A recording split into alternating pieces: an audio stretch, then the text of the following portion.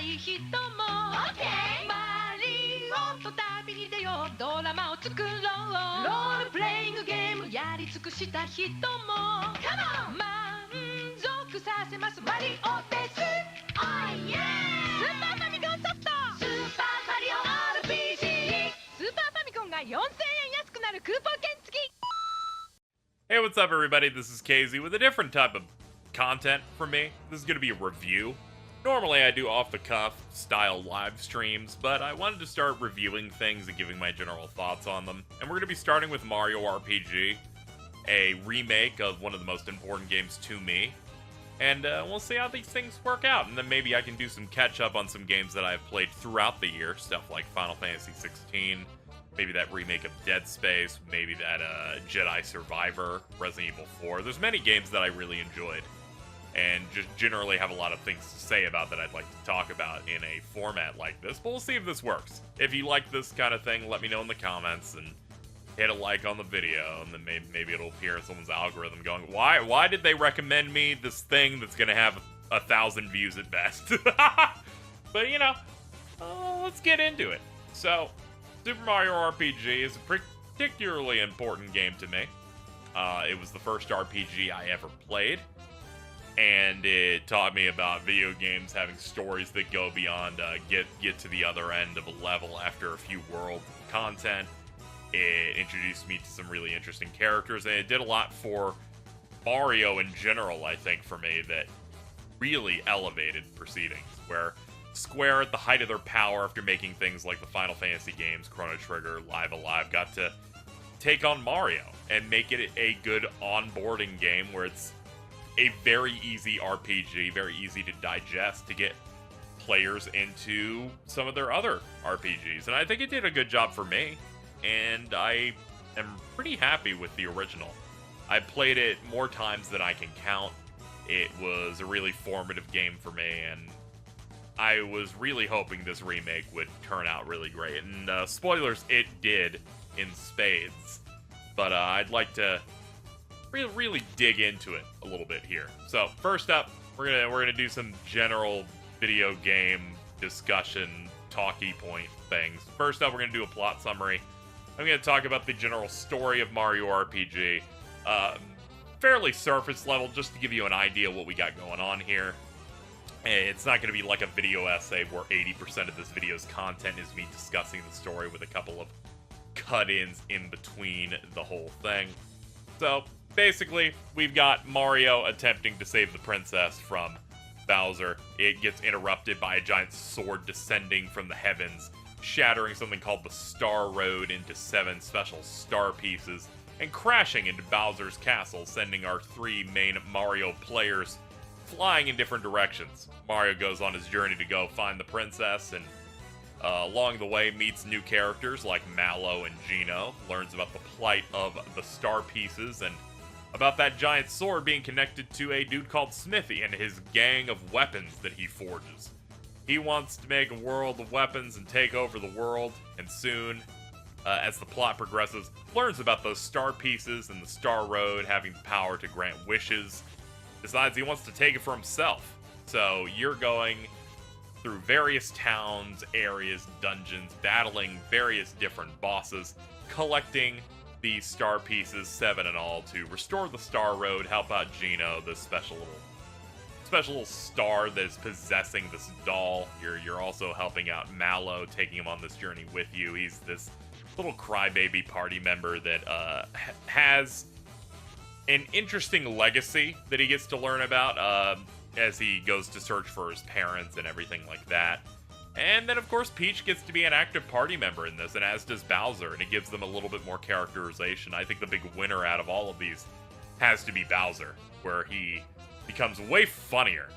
And everything they deal with him is a mix of him desperately trying to look hard, look tough, but he has a lot of really good comedy bits, and he has some moments where he gets out of his shell a little bit emotionally, and I think it's really good. It's a delightful game, and the story, I think, does a pretty decent job, where it starts off slow, building up the characters, building up the threat, soon the bad guys figure out what the star piece stuff is, and then you'll slowly see them start to try and manipulate Mario into getting the star pieces for them, or them directly just trying to get them before Mario can. And I feel like it escalates in a pretty good part, and then the middle chunk of the game kind of gets some space between those antagonists to work on the whole arc of getting Peach back and everything going on with Booster, an immaculately created character. Overall, story doesn't have a lot going on compared to, say, the Paper Mario games and the Mario and Luigi games that come out after it. But that's because this is the first one of these, and it's kind of like when a piece of media starts popularizing a trope or something, where you kind of go, this isn't as, like, deep or nuanced as something that came out later, and you kind of have to start from somewhere. You have to start at the origins of the thing. But overall, I think it does a pretty fantastic job onboarding people into getting into RPGs, adapting the Mario universe into an RPG. It just does it all pretty damn well.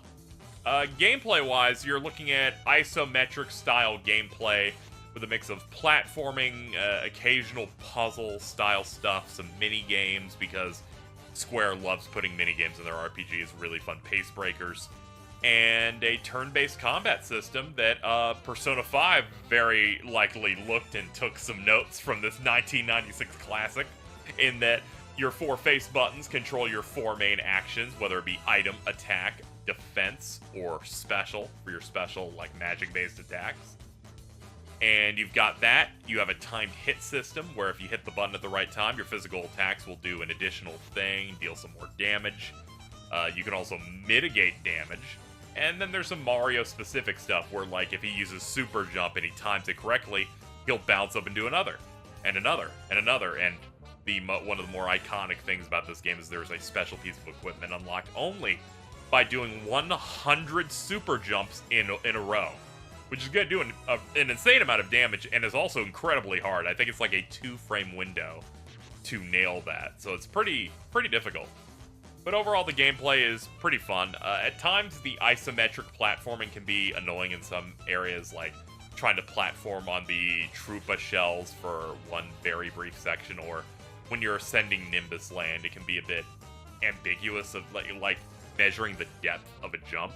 But overall, it feels pretty good. And as someone who's played this game quite a bit, I've gotten pretty used to it. But overall, gameplay and general story of Mario RPG are pretty stellar for the time, and it's a very comfy game to just knock out. It's about 10 hours long. But as we move on from, like, talking about that one and just that original game and moving on to the remake, I thought we'd talk a little bit about general how remakes have been coming out recently. I feel like there's 2 types of a remake. A lot of people like to say, what's a remake, what's a remaster? I'm not talking about remasters here, because then people get trapped in labels and then manage to not say anything. But I think there are 2 types of remakes.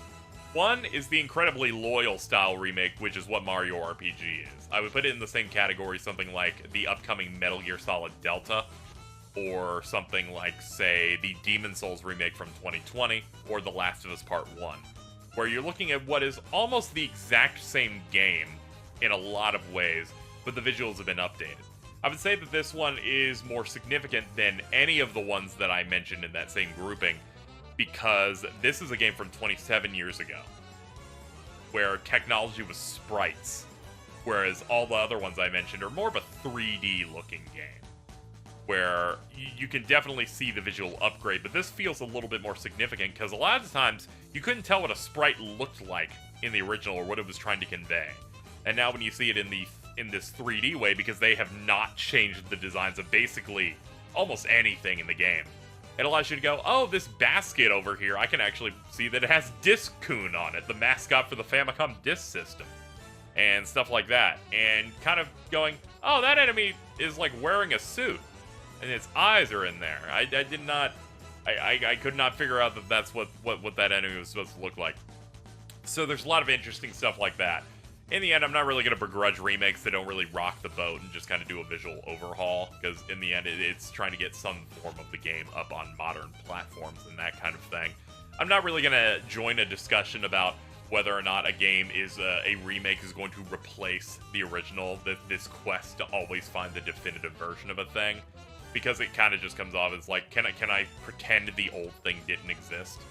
And that always seems like probably a bad avenue to discuss art in general. But I will say, there's always a quest to find a remake of a game that feels like it's worth, like, digging into. Where if someone jumped in for the first time and they chose that, you would hope that it's gonna serve them well, and you feel like it served and like it did a good job. For Mario RPG Remake, I think they did that pretty well. To speak on the other type of remake that I was going to speak to, which I probably should have opened with that one instead of the one that Mario RPG applied to, would be remakes that do various different things, whether it's going on the high end like an FF7 remake, or what the Evangelion rebuilds did, where they kind of are going through a lot of the same points, but then they're spreading off and doing some different stuff as the artists reflect upon the work they made in the past. Or sometimes they'll, like, reshuffle events, like a Resident Evil 4 remake, or change where certain events happened because they feel like it flows a bit better. As someone who really likes the art of the video games and respects, like, the choices that creators make, I tend to gravitate a little bit more toward different styles of remakes, because the older games are always going to exist, and the internet's always going to let them live forever, I guess. So I'm always excited to see, people go off for that. Or at the very least, I've never really found the complaints about remakes of those types to really be that interesting, because it really comes down to people yelling, why didn't you just pander to me and create the exact same thing I had already played? It kind of makes them come off as entitled sociopaths that feel like art has to be in a very specific box. But I thought I would bury that opinion in a video about Super Mario RPG, the most loyal remake of a video game I've ever played. Because even if something like a Demon's Souls remake is very loyal to how that PS3 game played, they did redo a lot of that art and kind of made worse versions of it. This, they're keeping everything. This is not like your modern Paper Marios that have no soul in them, and every single toad looks exactly the same with, like, a few red spots on them wearing the exact same outfit. Here, there are numerous toads with different patterns on their hats, numerous original-looking characters. Who knows what the hell Punchinello is? Even seeing his full, I don't know what's going on with this dude. Is his mouth open the whole way? Is that like a top? Can I, like, lift his head up and, like, put an orange in there and, like, slam it back down? What's going on there? But generally, I really like how this remake visually just gives more clarity to the entire world. It's taking the diorama isometric view, touching it up, getting rid of that void that used to be around these areas where obviously there was a limit on memory and stuff in the original that made it so that everything kind of existed in a void, where there was, like, blackness or maybe blue to show that that's an area you can't go into. They don't really have to worry about that stuff anymore. And also, they get to improve on some of the battle mechanics that I feel like weren't as good in the original compared to how they are now. And it comes down to timed hits being less ambiguous, where you have a lot of attacks that are very basic and you kind of know how to dodge them. Whether a dude's hitting you with a spear, hitting you with a hammer, or throwing an object at you, you generally know, yeah, I should probably press the button right as it's about to hit me. But then there are other magical attacks where it's really hard to tell, and some of them are genuinely impossible to block in the original, and it's hard to delineate them. Here, most spells can now fully be blocked, but there are plenty of unblockable ones like Water Blast, Static Electricity, Flame Wall, and they make sure to let you know that those can't be blocked right below their attack name. And now that there are so many things that you can block correctly, you'll start getting better at it, you'll start mitigating damage, and that'll be building into the new chain system where a number counts up on the left side as you continue to time your defenses and attacks right, which is going to lead you to dealing more damage, getting buffed, and also changes the music up a little bit, where the percussion starts getting more intense the higher the chain goes, which it almost feels like the Devil May Cry 5 style system, where you get the hook of the song if you're, like, on S rank, but here it just kind of makes the song have a bit more power, a bit more punch to it, which is quite nice. Another thing that helps you get better at the timed hits in this game is the fact that they will put a little notification, an exclamation point, right during the window that you're supposed to press the button. But after you do it right a few times, they stop doing that. And they only bring it back when you start missing it again. Which is a good way of saying, okay, you're good at it, And we're going to take the training wheels off. And it's also a good thing if you're just now getting back into the game after taking a break, so you can, like, relearn these different things. Also, some of the timings feel a little bit different from the original, so it ends up being this fun thing of me having to relearn some of these things. Additionally, they added a brand new system for team attacks, which was a thing they did not have in the original. As you continue to time your attacks and your defenses, you're slowly building this ring meter that when it hits max, you can then have all 3 party members come in and do a special attack. There are different combinations for the 3 characters depending on who's in your party. It is a bit more limited than it could have been from simply the fact Mario cannot be removed from the party. But there are still plenty of interesting ones. Mallow gets one of the best ones in the game that revives and fully heals all party members, even those in the reserves. Gino has a really good one, especially for single target, where you're doing like 5 hits in a row. Then there's like, for the optimal team, many people did like Mario, Gino, and Peach, where you just get a barrier that makes the next hit that lands do no damage. Really good for when you know your opponent's about to do a very big, heavy attack.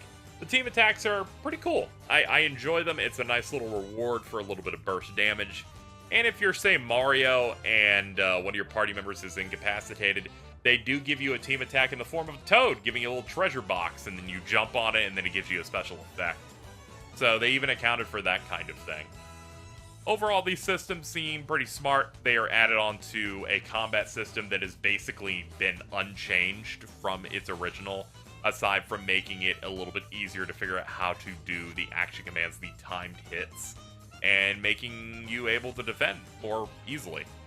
It leads to battles feeling way more reactive and exciting to go through, to where I don't feel like I'm being inconvenienced by having to fight anything in this game. And overall, the pace of the game is whatever you decide on it, because it's one of those games where all the enemies are in the field, so a lot of the times I'm skipping about 70% of the enemies on screen. That's also because, 1, the game is a lot easier. 2, generally I know where things are, so I like getting pushed by the bosses and like taking a decent amount of damage from them because I can figure out different strategies and stuff. Additionally, they also have allowed for party swapping mid-battle, akin to, say, Final Fantasy X. So this allows me to play with all of the party members and swap them in when need be. A lot of people stop using Mallow after a point because generally the other characters are a bit stronger, but he has some really good elemental AoE type of spells. And this game now highlights when you've hit the weakness on things. And I found myself using him a lot more because I can just hit the start button and with no turn penalty, swap someone in. Additionally, if your entire party wipes, they bring in your reserves as well, and that's when the game over is at a risk. Also, when someone has been hit with a status effect where they can't move, like a mushroom status or a KO, you can literally choose to either pass the turn or swap in somebody else. And I think that's pretty good because nobody loses out on experience at the end of a battle, so it just kind of becomes this thing of, don't worry about it. It keeps the really breezy pace of the original with some really smart changes here. Ultimately, Mario RPG is not going to be a hardcore RPG filled with challenge. The original never was going to be that, and this remake isn't that either. They even added an even easier difficulty for you to sleepwalk through it. Though I will say I respect it for speedruns. I'm interested in how the routing goes for it, because they changed some stuff up. In the normal version of this game, you have a limit on how many of a type of item you can hold instead of having a standardized bag with a limit on items. So you can only have, say, 6 pick-me-ups, which are the revives in this, or 10 mushrooms, or 3 rock candy items. And in the easier difficulty, they up the amount of items you can have of each type, which I imagine will make things easier for, like, speedruns and stuff. Generally, I think the balance on normal mode is pretty fine. I saw a lot of reviews saying that they made this way easier than the original. I don't know how much I agree with that. I feel like generally the balance seems fine. Like, sure, if you know what you're doing and you're familiar with Mario RPG, you're gonna break it in half. But by design, that's kind of what they're going for. This is an RPG for children, alright? They even use the easier, you're gonna forgive me, I do not remember what it's called because I am not Japanese. names, but they have the more easy Japanese lettering. I think it's like hiragana throughout the game to make it easier for young people to be able to read and understand the story. This is something for younger people, but it's got an immaculate soundtrack, and it's got really fun characters, animations, and a world, so you kind of get into it. Also, there are plenty of self-imposed challenges you can do in the game. Maybe choose not to use those special team attacks or stuff like that. People love doing low-level challenges of this game, and if you're on a low level, you're not picking up the latest armor and you're rushing, enemies are going to start hitting you like a truck. I was almost at a risk of dying to the final boss when I was doing a run of the easier difficulty because I was rushing through things pretty regularly and just focusing on DPS and not having the ultimate, most powerful white mage in all of games, Peach, in the main party. I was starting to struggle a little bit, ending the game at about level 16-ish with most of the party members, except for Mario. I found one of those EXP boosting accessories for him. But overall, I have to say, really happy with all of the additions the remake did. I think they did a really good job of adding on mechanics that feel really good, that add to the tempo of the game. Some smart additions there. Visually, it looks great. A lot of really good name changes to stuff, because a lot of attacks just didn't make sense. There's a move in the original called Drain. That's just them throwing a fireball at you. It doesn't drain anything. You just lose some HP upon taking a hit. Now it's called like Fire Shot, and I'm like, yeah, that makes sense. There's also one called like Mega Drain, where a dude shoots like a laser beam at you, and they've changed it to Fire Saber, and I'm like, that makes significantly more sense. But aside from that, most of the translation is the same. Some characters have new names, like Yuridovich is now called Spiridovich because Yari is just spear in Japanese. Mac the Knife is now called Clay Morton, and that's just funny. That's just a funny new name. And they cut the Bruce Lee line. I imagine it's because it's a real person, and also that estate has been a bit more sensitive with depictions and references to the late actor in various pieces of media. But aside from that, the Ted Woolsey script is mostly unchanged. They did fix some stuff up where they were trying to convey something and that just was entirely lost in the original translation. Stuff like Kulex's whole deal, or many of the thought peak things where Mallow has a move where he can read the mind of characters. And there's a lot of fun joke ones in there, so they fixed up some of those. And to think about that, they also added like an entire bestiary for the game. That also has specific sections for if you scanned enemies correctly, and if you forgot to, there's a secret vendor in the game that you can pay to like get more. So you don't even have to scan everything. If you have the frog coins, you can do it. Speaking of frog coins, one of the specialized currencies in here that's a bit more rare. They've now added special enemies that'll randomly appear during battle. They're marked with yellow text and are like 2 or 3 times stronger than the average enemy and will always drop a frog coin. So it's a lot easier to get those in this than there were in the original. So overall, really happy with all the changes. I think the gameplay is great. I already liked the original and considered it like peak, fantastic, incredible game. So this is just an immaculate remake on there. But there was one way they could have screwed it up, and it's if the music was bad. Yoga Shimomura was on the original soundtrack. Really knocked it out of the park, and was overseeing and supervising this entire soundtrack, which I think is a mix of them doing some of it and then also getting some collaborators to also orchestrate as well. And I think they did a good job. For the most part, I think the only track that I was a bit iffy on when the game was coming out was the main battle theme, because it sounded a bit closer to modern Mario and Luigi games than what I was kind of looking for in the original. But overall, I think they did a decent enough job, where there are some tracks where I'm like, that's good, and then other ones where I'm like, you have elevated the proceedings here.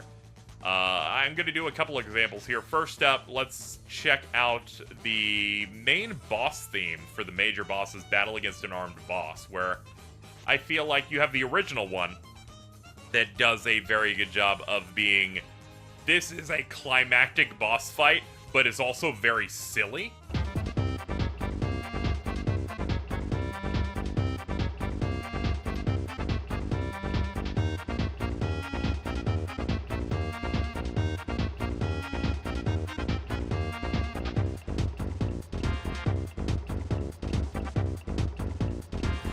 And then we have the remake version that is a little bit more climactic. It has some vibes of the original, but goes for a more serious tone, which I think still kind of works for it.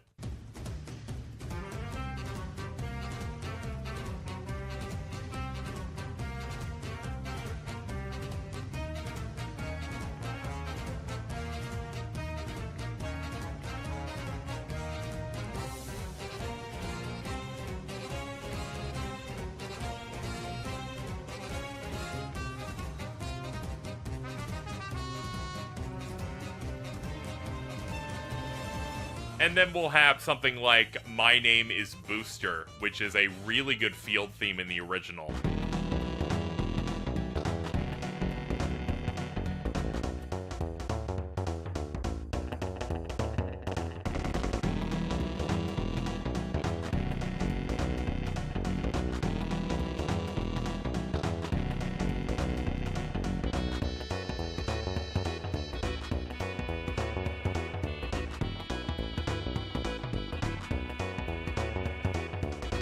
And then the remake version might be one of the best tracks in the entire soundtrack. I cannot believe they went this hard.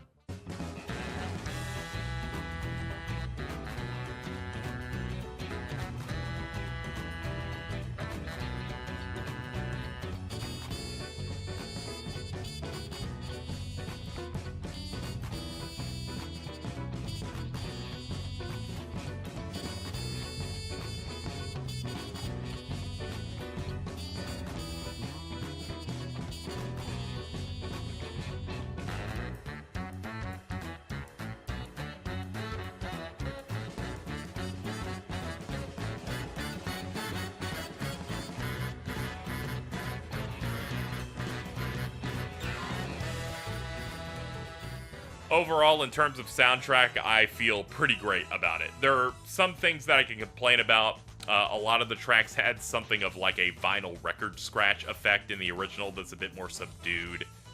Some instrumentation is a little bit different. I would have gone for maybe some different choices in various other little areas. But overall, it's quite tight, and you can go into the settings and switch between the original and the remake soundtrack at your leisure. So thankfully, they are retaining that. They are keeping that forward. Really glad that a more third-party studio was in charge of this remake, because I don't know how common it would have been if this was an in-house Nintendo project, if I'm being honest. Anyway, to wrap up this video, overall I'm feeling pretty good on this whole thing. I really enjoyed my time with this remake. I think it really understood what made this so special. And overall, I'm just really happy about it. From just the main game itself, to the post-game boss fights, to the additional minor little cutscenes, little event scenes of dialogue that they added. They really understood what made the original one so special. They didn't rock the boat, and they made some smart changes that would make it a bit more appealing to people. It's one of those remakes where it looks and feels exactly as you remember it feeling from over 2 decades ago. And I definitely hope people check it out and maybe pick it up so that Nintendo gets the message that maybe RPGs that have characters, plots, and interesting things in them is the wave.